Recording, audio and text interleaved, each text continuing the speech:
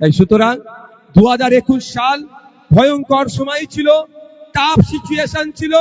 BJP চলে আসবে, দেশ থেকে নাকি তাড়িয়ে দেবে। 2026 এটা পরিষ্কার হয়ে গিয়েছে যে বিজেপি তৃণমূল আলাদা নয়, মোদী মমতা আলাদা নয়, শুভেন্দু অধিকারী মমতা ব্যানার্জি আলাদা নয়। এরা একটা বৃন্তে দুটো ফুল, এরা হলো বিজেমূল। এটা এতক্ষণ রাজ্য স্তরে দেখতাম, এবার আমার ঘরের কানাচি দেখে ফেললাম। তৃণমূল আর বিজেপির প্রার্থীর গোপন বৈঠক এটা প্রমাণ করে দিচ্ছে। গোপন বৈঠক চলছিল, ক্যামেরায় পরে এসেছে। যখন ক্যামেরায় ছবি এসে গেছে, অন্যজন যখন ছবিটা তুলে নিয়েছে এটাকে ধামাচাপা দেওয়ার জন্য, তখনই নাটকটা করেছে। এটা আপনাদের জানিয়ে রাখি, মিটিংটা গোপনে হয়েছে। এর আগেও একাধিকবার মিটিং হয়েছে। আমার সাথে যদি চ্যালেঞ্জ করে, আমি ডেট টাইম ধরে কারা কারা উপস্থিত ছিল সেগুলো কিন্তু পাবলিক ডোমেইনে বলতে প্রস্তুত আছি। এই বলতে এর আগেও মিটিং হয়েছে। তো ভাঙড়ের মানুষ বুঝে গিয়েছে যে নওশাদ সিদ্দিকী তাদের হয়ে লড়াই করছে, লড়াই করবে, আগামী দিনেও বিপদ আপদে বুক চিতিয়ে দাঁড়াবে। তাই এবারের মার্জিন আমি কম করে হাফ সেঞ্চুরি হাঁকাবো, তথা 50,000 প্লাস হবে, এটা আশা করছি। এটা আশা করতে পারি তো নাকি? কারা সমর্থন করছেন? কম করে 50,000 জিতবো এবারে, আপনারা সমর্থন করছেন তো নাকি? আমি এখন পর্যন্ত 28টা প্রোগ্রাম করেছি। কটা? আজকের আগে পর্যন্ত 28টা প্রোগ্রাম করেছি। সেখানে যেভাবে লোকের উপস্থিতি দেখেছি, আমি হিসাব করে দেখলাম লক্ষাধিকের উপরে ভোট আমার সেখানে অলরেডি আমার কাছে এসে গিয়েছে। লক্ষের ওপরে ভোট আমার কাছে এসে গিয়েছে 28টা। র্যালি ট্যালি সব নিয়ে এখনো বাকি আছে ভোগালী 1, শাহাবুদ্দিন কারিমুলদের অঞ্চল, ভোগালী 2, আমিরুল ভাই, ওহিদুল ভাই, নাজমুল, আমাদের নেতৃত্বরা আছে, এদের অঞ্চল র্যালি বাকি আছে। মানে বুঝতে পারছো আগামীকাল যাবো কোথায়? পোলেরহাট 1 নম্বর, জাহাঙ্গীর ভাই, উসমান ভাইদের নেতৃত্বে যেগুলো চলছে, এই ধরনের এখন চলছে। তো সুতরাং আমি হিসাব করে যেটা দেখলাম, গতবার টোটাল আমি ভোট পেয়েছিলাম 1,09,000। এই 1,09,000 থাকবে না। আমি যতটুকু বুঝতে পারছি আপনাদের সাথে কথা বলে এবং আপনাদের স্বতঃস্ফূর্ত উপস্থিতি, এটা কম করে 1.5 লাখের ঊর্ধ্বে ভোটটা আমি পাবো। তাই সরকার সাহেব এটা বুঝে গিয়েছেন, শুধু তার কর্মীদেরকে বুস্ট আপ করছে, মানে একটু জাগিয়ে রেখেছে। আর কি করছে? নিমকড়িয়াতে গিয়ে 4টে ছেলেকে ধরে আইএসএফ থেকে জয়েন হচ্ছে, ওখানে 4 জনকে ধরে আইএসএফ থেকে জয়েন, ওখানে 2 জনকে ধরে আইএসএফ থেকে জয়েন। আমি আপনাদের বলে যাই, যারা জয়েন করছে আইএসএফ এর তারা শুভাকাঙ্ক্ষী, আইএসএফ এর তারা ভোটার, অস্বীকার কোনো করব না। কিন্তু ফোন করে বলছে ভাইজান একটু ব্যাপার আছে, কি করবো? আমি যা চলে যা আগে নিয়ে নে। সব ফোন তো আমাদের কাছে আসছে, ভাইজান 10-15 হাজারের যদি পাই অফার ছাড়বো। আরে বোকা, আমি তোদের 5 পয়সা দিতে পারি না। এখানে প্রোগ্রামে এসেছিস, তেল খরচ তোমাদেরকে দিতে পারি না, বিরিয়ানির প্যাকেট দিতে পারি না। উল্টে বলি গাঁটের টাকাতে তোমাদের পতাকা কিনে লাগাতে হবে, দেয়াল রং তোমাদের টাকা থেকে করতে হবে। সেখানে যদি ফ্রি পক্কায় 10-15 হাজার পেয়ে যাও, ছাড়বে কেন? তোমরা নিয়ে না। ওই দেখিয়ে কি করছে? তার দলের নেতা কর্মীদেরকে একটু বুঝাতে চাইছে যে আইএসএফ ভেঙে তছনছ হয়ে গেছে, আইএসএফ আর নাই, সুতরাং আমরা জিতছি। এত জোর গলায় বলছি। এখানে আমাদের স্টেজে নেতৃত্বরা বসে আছে তো, এই নেতৃত্বদের থেকে আপনারা আশা করেন অনেক কাজ হবে, আমিও আশা করি অনেক কাজ হবে। গতকালকে প্রাণগঞ্জ জাগলগাছির মায়েদেরকে ডেকেছিলাম যে এবারে একটা ইতিহাস তৈরি হবে, সেই ইতিহাসে আপনাদেরও সাক্ষী থাকতে হবে, আপনাদেরও অবদান রাখতে হবে। 2টো অঞ্চল থেকে কয়েকজন মায়েদের ডেকেছিলাম, 200-র অধিক মা 2টো অঞ্চল থেকে হাজির হয়ে প্রমাণ করে দিচ্ছে যে ভাঙড়ের মেয়েরাও কোনো অংশে লড়াইয়ে পিছিয়ে নাই। সুতরাং ছেলেরা নেতৃত্বরা নয়, মেয়েরাও তৈরি হয়েছে আগামী দিনের জন্য। আর সর্বোপরি ভাঙড়ের ভোটাররা রেডি হয়ে গিয়েছে ওই নটোরিয়াস ক্রিমিনালকে ভাঙড় থেকে বিদায় করানোর জন্য। আমি আপনাদের বলবো, কারো প্ররোচনায় পা দেওয়ার দরকার নাই। ভোটের আগের রাতে 4টে বোম ফেলতে পারে, ওই বোম ফেলাতে আপনারা ভয় খাবেন না। ভোটের দিন সকালে 4টে বোম ফেলতে পারে, ওই বোম ফেলাতে আপনারা ভয় খাবেন না। ঠিক যেভাবে পেনের খোঁচাতে আজকে এখানে শান্তিপূর্ণ প্রোগ্রাম করছেন প্রশাসন দাঁড়িয়ে থেকে, তো আগামী 29 তারিখ সকালে নওশাদ সিদ্দিকী আছে, এই পেনের খোঁচাতেই আপনার শান্তিপূর্ণ ভোটের ব্যবস্থা আমি করে দেবো। আপনাদের কি করতে হবে? ধৈর্য ধরতে হবে। বোমাবাজি করেছে, চাপ নেওয়ার দরকার নাই। আইএসএফ এর নেতৃত্বরা আছে, দায়িত্ব নিয়ে প্রশাসন আমাদের কাছে জানাবে, প্রশাসন আসবে, আপনাদেরকে নির্বিঘ্নে গণতন্ত্রের উৎসব পালন করার ব্যবস্থা করে দেবে। এতটা জোর গলায় বলে যাচ্ছে। তবে আমি একটা বিষয় সতর্ক করে যাব, কারণ এখন যে নির্বাচন কমিশন আছে, কখন কি করছে বোঝা মুশকিল।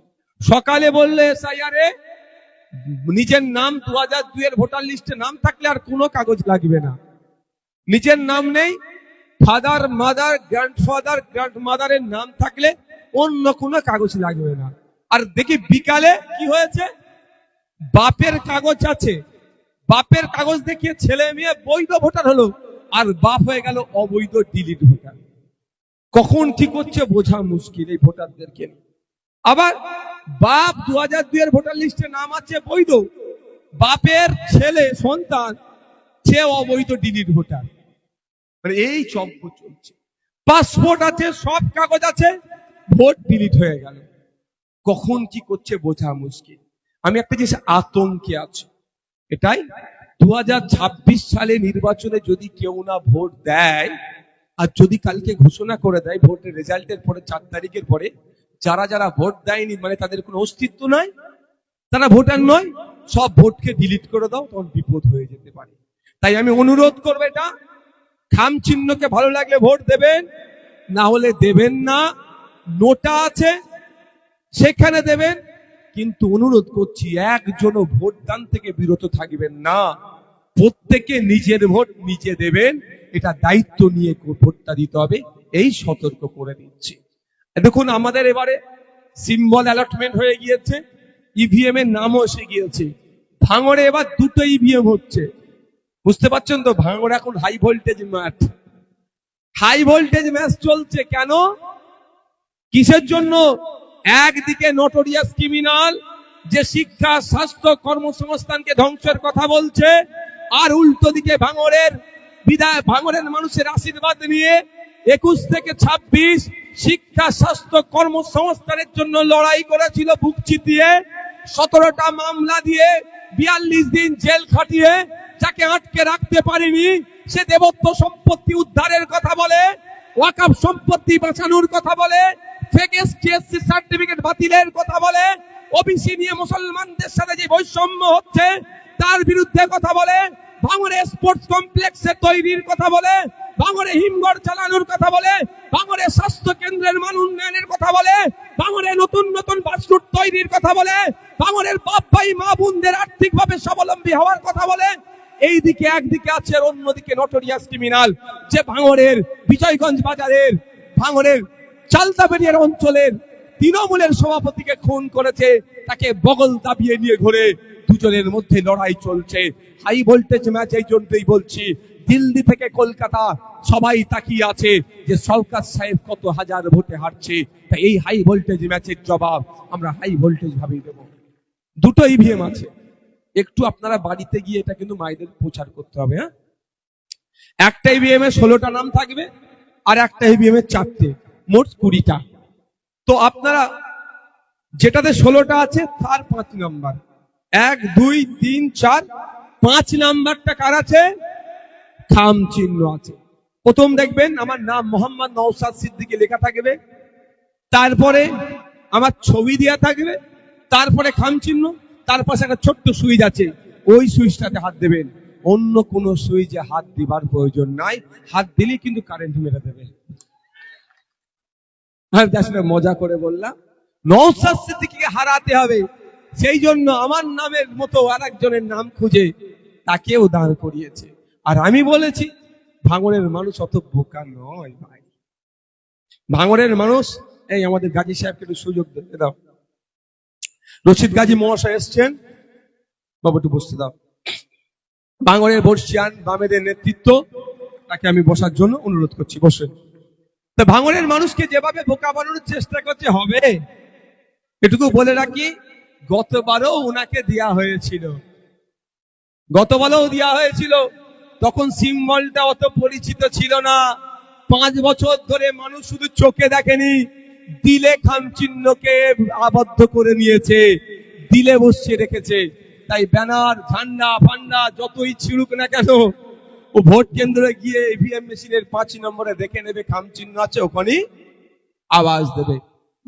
ইভিএম প্রেস করবে, যতক্ষণ না আওয়াজ হচ্ছে ততক্ষণ কি করবেন, ছাড়বেন না। মাথায় থাকবে তো? তাই বাপেদের বলবো, মায়েদের বলবো, যারা আছেন এটা একটু প্রচার রাখবেন, যে আমাদের নেতৃত্বরা প্রচার করবে, আমাদের নেতৃত্বরা প্রচার করবে যে ইভিএম মেশিনের 5 নম্বরে বুদাম টিপে খাম চিহ্নে ভোট দেওয়ার জন্য। আমি আপনাদের বলবো, আমি আসছিলাম ওটা দিয়ে, আপনার বিজয়গঞ্জ বাজারের ভিতর দিয়ে আসছিলাম, ডান সাইডে দেখলাম ব্রিজ নির্মাণ হচ্ছে। এই ব্রিজটাকে কেন্দ্র করেই রেজ্জাক খাঁকে খুন হতে হলো। আর রেজ্জাক খাঁকে যারা খুন করলো, খুন করে এসে আবার সরকার সাহেবের অদূরে দাঁড়িয়ে আমাদেরকে তারা গালাগালি করছিল। আমি আপনাদের বলি, বলে নওশাদ সিদ্দিকী ভাঙড়ে কি করেছে, নওশাদ সিদ্দিকী ভাঙড়ে কি করেছে, সেটা থেকে বড় কথা, ভাঙড়ের মানুষের জন্য 2011 থেকে 2021 জানা কাজ হয়েছে। 21 থেকে 26 ভাঙড়ের মানুষ তার ভোটের খোঁচা দিয়ে তার থেকে বেশি কাজ করিয়ে নিচ্ছে। আর নওশাদ সিদ্দিকী আপনাদের ভোট পেয়ে ট্রেন ধরে এই ভাঙড়ে 21 থেকে 26 উন্নয়নের জন্য যদি একটা ইট গাঁথা হয়, উন্নয়নের জন্য যদি একটা লাইট পোস্ট হয়, উন্নয়নের জন্য যদি একটা খাল সংস্কার হয়, সর্বপ্রথম ক্রেডিট যাবে ভাঙড়ের মানুষের কাছে, তারপরেই ক্রেডিট আসবে নওশাদ সিদ্দিকীর কাছে। কারণ যাই করুক না কেন, তার দাবি বিধানসভায় নওশাদ সিদ্দিকী অলরেডি তুলে রেখেছে। এই যে ব্রিজ ফিতে কাটা দরকার ছিল আমার, বিধায়ক আমি, আমার দাবি বিধানসভার মধ্যে, আমার দাবি এটাই নয়। আজকে ছেলে গোয়ালিয়াতে রাস্তা অবরোধ করেছে, হ্যাঁ তারা ন্যায়ের জন্য অবরোধ করেছে, তাকে আমি সমর্থন জানাই। আমি বিধানসভার মধ্যে এই ছেলে গোয়ালিয়ার ব্রিজটার জন্য আওয়াজ তুলেছিলাম। 82 বা 84 লাখ টাকা বরাদ্দ হয়েছে ওই ব্রিজটা কংক্রিটে নির্মাণের জন্য, এখন ওই তোলাবাজগুলো নির্মাণ করেনি, এটাও জানিয়ে দিলাম। আমি আওয়াজ তুলেছিলাম এই ব্রিজের জন্য, যেমন আওয়াজ তুলেছিলাম চণ্ডীহাট থেকে শুরু করে এই ভাঙড় 1 নম্বর 2 নম্বর ব্লকে যত কংক্রিটের ব্রিজ আছে, দুর্বল যেগুলো হয়ে গিয়েছে সেইগুলোকে সংস্কারের জন্য, আর কাঠের যে ব্রিজগুলো আছে সেইগুলোকে কংক্রিটে নির্মাণের জন্য দাবি আমি তুলেছিলাম। ছেলে গোয়ালিয়াতে এখানে আছে, সাজ্জু ভাই আছেন, শানপুকুর অঞ্চল আপনার তো, আমি বিধানসভার মধ্যে হয় 82 লাখ টাকা নাহলে 84 লাখ টাকার টেন্ডার সব হয়ে এসে পড়ে আছে।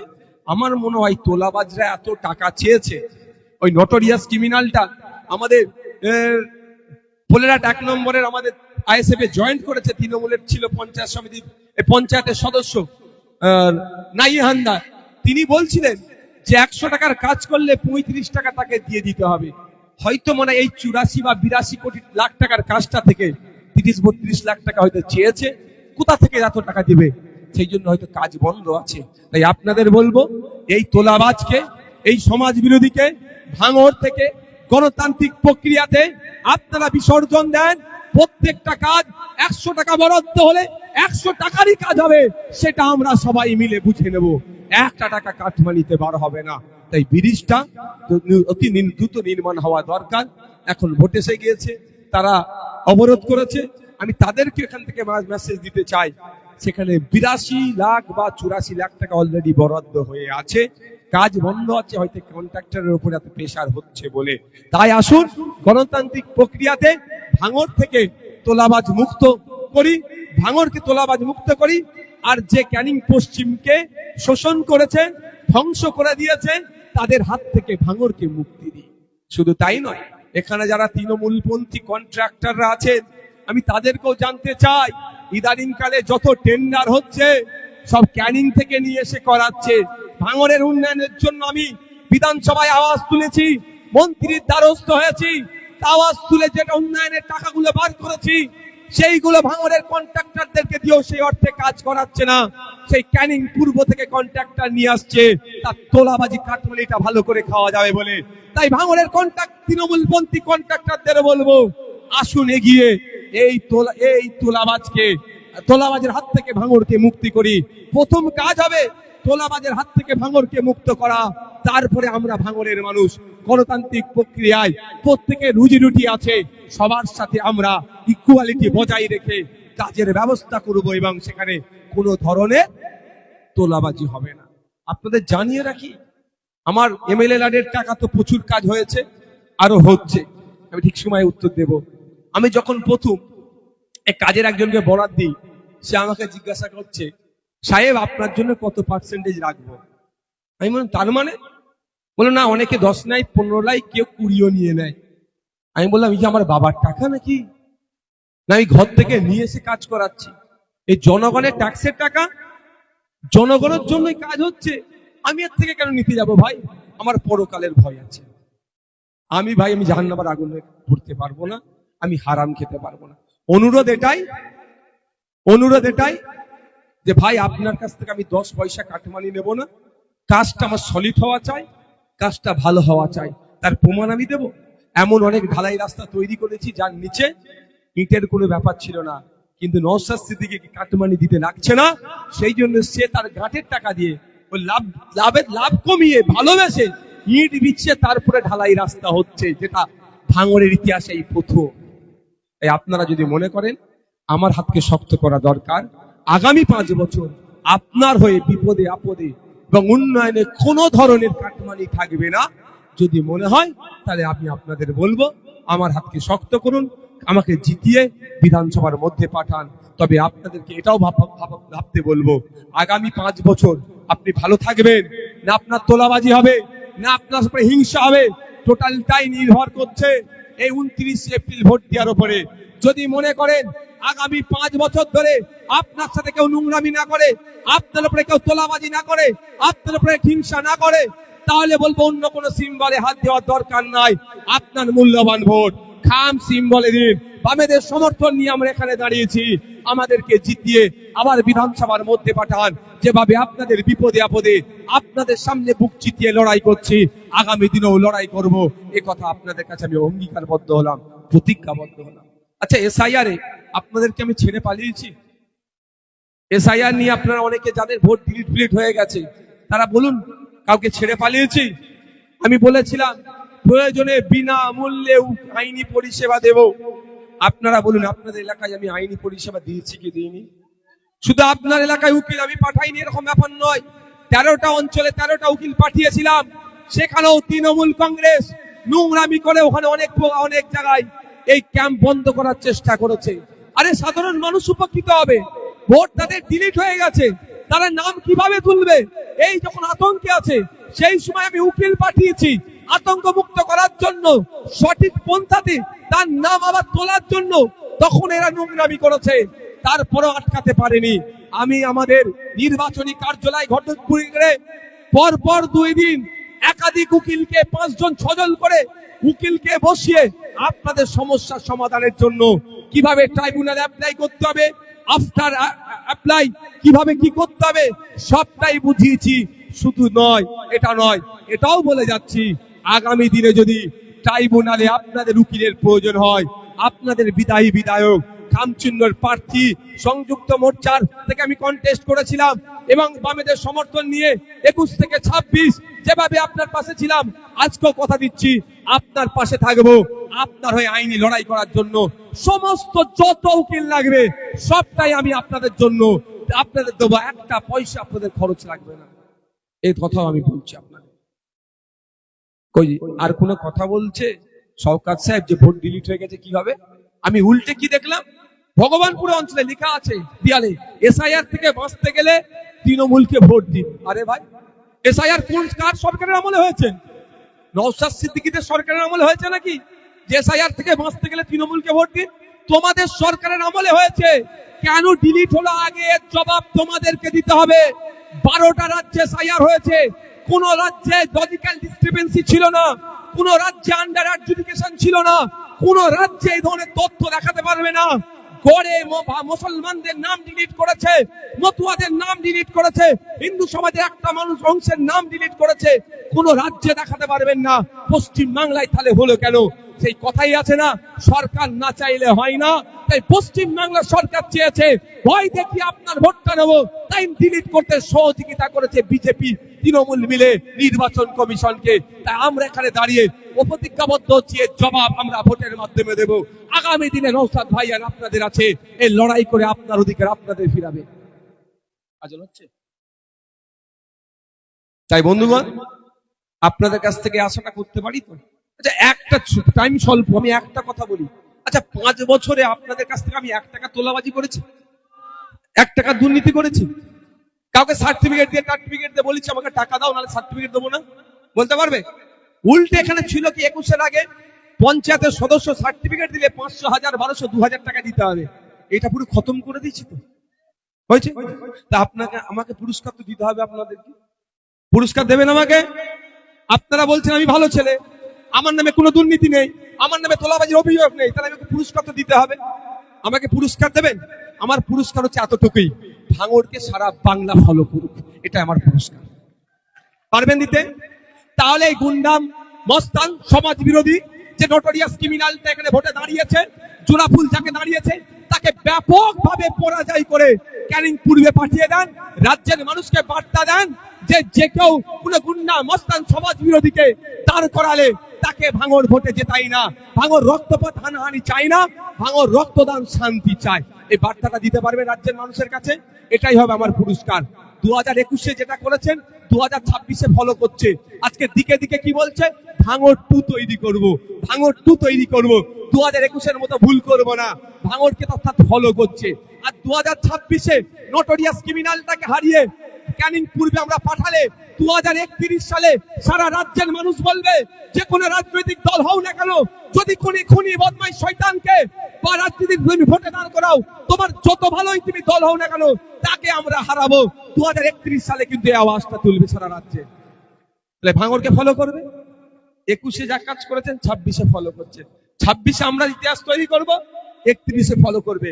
ভাঙড়কে মডেল হিসাবে দেখবে তো নাকি? তাহলে এটা হচ্ছে আমার জন্য পুরস্কার। এবার যদি বলেন ভাইজান ঘুরিয়ে ফিরিয়ে তো নিজের ভোটটা বাজিয়ে নিলেন, আমি আপনাদের বলছি বিজেপিকে তো ভোট দেওয়ার প্রশ্ন আসছে না, খামচিহ্ন থাকছে তৃণমূলকে হারাতে বলছি। যদি মনে হয় নওশাদ সিদ্দিকীর থেকে বেশি কেউ লড়াই করতে পারবে জনগণের জন্য, আইনসভার মধ্যে, আইনসভার বাইরে, সে সুপ্রিম কোর্ট থেকে কলকাতা হাইকোর্ট পর্যন্ত, যদি কেউ নওশাদ সিদ্দিকীর থেকে ভালো প্রার্থী এখানে থেকে থাকে, আমি আপনাদের বলবো তাকে ভোট দেন, কিন্তু ওই নটোরিয়াস ক্রিমিনালকে হারিয়ে রাজ্যের মানুষের কাছে এই বার্তা পাঠান। হবে কি বলছি, বুঝতে পেরেছেন? আর যদি মনে করেন যে নটোরিয়াস ক্রিমিনালকে হারিয়ে বার্তা আবার মানুষের কাছে দিতে হবে, যে সত্যিকারের যিনি মানুষের জন্য কাজ করেন, শিক্ষার জন্য কাজ করেন, কর্মসংস্থানের জন্য কাজ করেন, মানুষের অধিকার নিয়ে কথা বলেন, তাকে রাষ্ট্র যতই চেষ্টা করুক না কেন, দিল্লির মোদি আর বাংলার মমতা মিলে যতই নওশাদ সিদ্দিকীকে হারানোর চেষ্টা করুক না কেন, নওশাদ সিদ্দিকী 5 বছর মানুষের জন্য কাজ করেছে, মানুষ তাকে ভোট দিয়ে আবার বিধানসভায় পাঠাবে। এই দৃষ্টান্ত আপনাদেরকে তৈরি করতে হবে, তাহলে মানুষ দিল খুলে কাজ করতে পারবে, কারোর সাথে কম্প্রোমাইজ করবে না। আমার অপরাধটা কি? আমি কারোর সাথে কম্প্রোমাইজ করিনি। আমি বলি কি, শুভেন্দু অধিকারীকে ধরে জেলের মধ্যে রেখে দাও। অনেকজন শুভেন্দু অধিকারীর সাথে ফেস টাইমে কথা বলে, মাছ পাঠাই। এবার বুঝে নাও কার কথা বলছি। কয়লাচোর এখন অ্যারেস্ট হচ্ছে না কেন? অনেক কাহিনী আছে। যাক, আমি কারোর সাথে কম্প্রোমাইজ করি না, আর করবো না। ধন্যবাদ সকলকে। আজকের এই নির্বাচনী জনসভা এখানেই শেষ হলো।